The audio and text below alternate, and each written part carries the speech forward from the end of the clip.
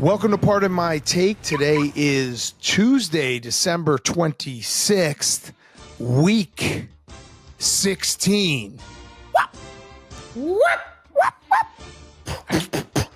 I let us be the last to wish you a Merry Christmas. I got my good friend Stella in the room, so I can't too loud, otherwise she'll wake up.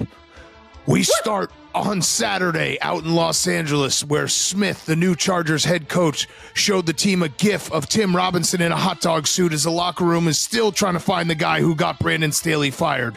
Josh Allen Rickman said if the Bills' playoff hopes are going to die, they'll have to die hard, making plays every time he was snaped the football, passing for a touchdown, and slithering for two more. The game was tight late, but Ryan Shakira, hips did lie as he turned out to be down by contact, helping the Bills bleed the clock and survive being electrocuted by the dead batteries. Bills 24, Chargers 22. On Christmas Eve, we go to Pittsburgh, where Mason Rudolph the Red-Nosed Reindeer led the slaying on the Bengals with the help of a giant sack by T.J. Watt. George Michaels Pickens whammed the secondary early and said, "You're in a lot of trouble." Cake Brownings fudged everything up while his counterpart Mason was more accurate than the Cincinnati zookeeper. Here we go. Steelers. Here we go. Pittsburgh's probably not to fire their coach. Here we go. Pittsburgh 34, Cincy 11. Down to Houston, where Amari started off the podcast saying, "What's up, Daddy Gang? It's me, Father Cooper, here to gluck the life out of the Texans' playoff hopes," as he and Joe Flacco with an F hooked up for 265 yards and 2 touchdowns. Case Keybump couldn't snort life into the Texans' offense as Davis Millsy Bobby Brown had to come in and command the 11 on offense. Even without Dustin Anthony Hopkins kicking for the better part of the game, the Browns were able to take a shortcut to happiness and all but clinch a playoff berth. Browns 36, Texans 22. Down to Atlanta, where Arthur Smith was going to get fired, but then he got high. The offense was looking real tired, but then he got high. They're probably going to still miss the playoffs, but at least they'll try. Why, man? Because he got high, Nikki. The Falcons might have found a spark for their offense, but it's too late for the Dirty Birds, as Bijan Slob on my Robinson tied the Colts up like a ponytail on Shane Steichen a blowjob day. Buckingham Palace Gardner Minshew was stoic after not doing his job and watching a very bad violent end if you're in Indiana.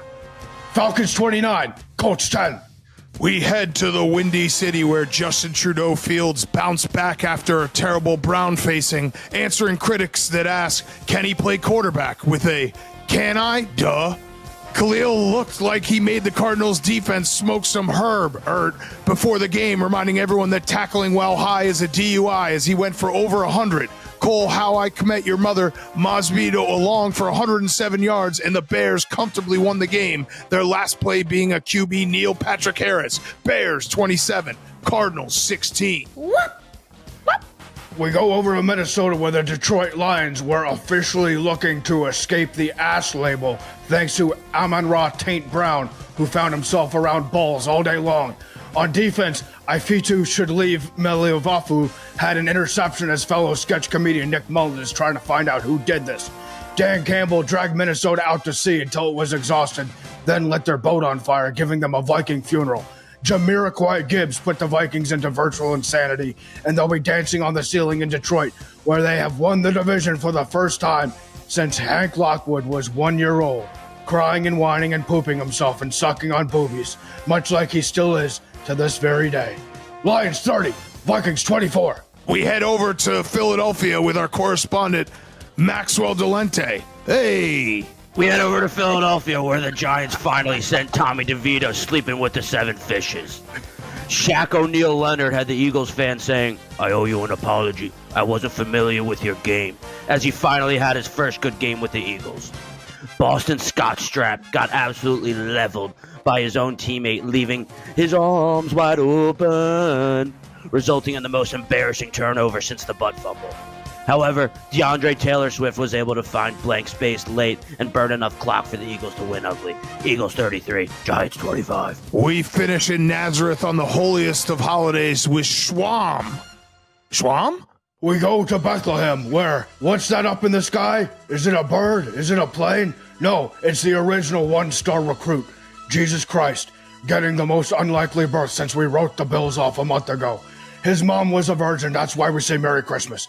Despite offers from smaller walk-on planets, Jesus chose Earth for the opportunity to start right ahead, going from walk-on to walk-on water in record time for this coach's son. And now, 2,000 years later, whoop! If you watch the sky on Christmas, whoop!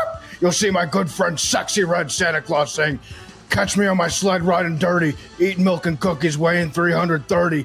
Other holidays irrelevant, like Brock Purdy. And oh no, what's that stealing all the presents? Oh, it's a Grinch. Whoop, whoop. No worries. He saw the Travis Kelce Pfizer commercial, and his heart grew 3 sizes that day, according to my dear close personal friend Jersey Jerry. Merry Christmas. All right, that was week 15, fastest 2 minutes.